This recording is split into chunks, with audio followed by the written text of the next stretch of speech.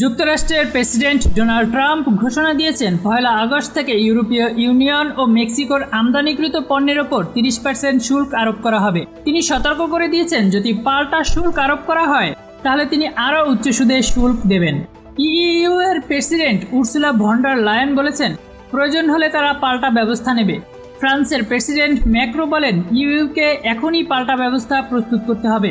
German গাড়ি শিল্প এই শুল্ককে দুঃখজনক বলে আখ্যা দিয়েছে।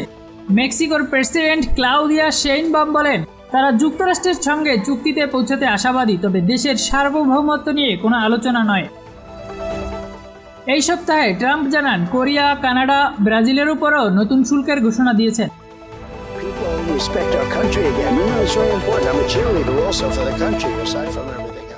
ট্রাম্প প্রশাসন এখন পর্যন্ত 24টি দেশ ও ইইউ এর উপর ট্যারিফের পরিকল্পনা করছে।